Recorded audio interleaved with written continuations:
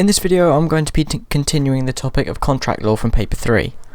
Still looking at offer and acceptance, but moving on now to unilateral and bilateral offers. So, a unilateral offer is making an offer which can be accepted by completing specific tasks for a reward. This offer can be open to more than one person. The first case that I'm going to look at in relation to unilateral offers is Carlisle vs Carbolic Smokeball Company.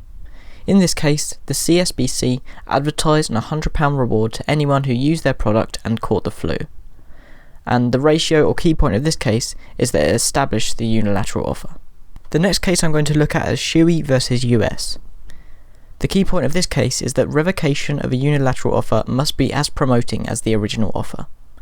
So a quick example of this is if you put up 3 posters advertising a reward for finding a missing pet, you must then put up 3 posters to revoke the offer.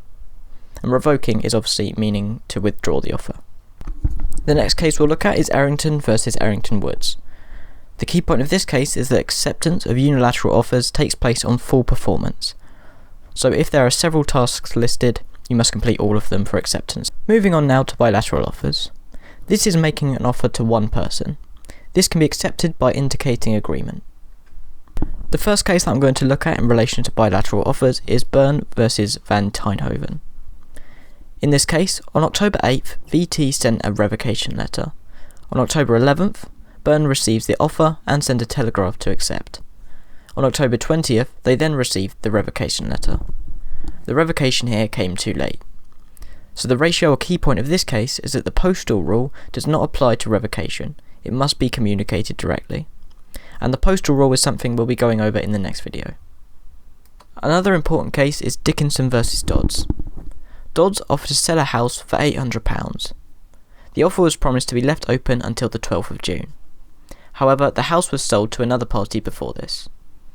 And the ratio or key point of this case is that a promise to keep an offer open is not binding as there is no consideration. In the case of Ramsgate Hotel vs Montefiore, the defendant put in an offer to purchase shares in a hotel. The offer was accepted over 6 months later. The ratio of this case is that an offer would lapse after a reasonable amount of time, so in this case, the offer was not valid. The last case I'm going to look at is Bradbury vs Morgan.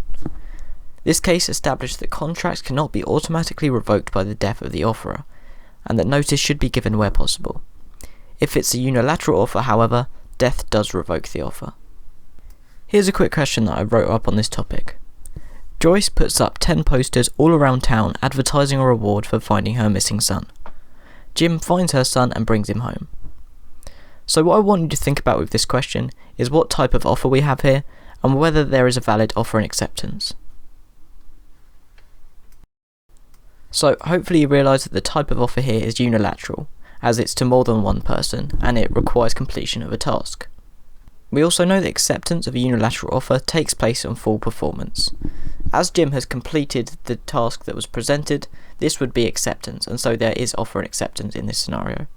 Hopefully this video was helpful. Have a nice day.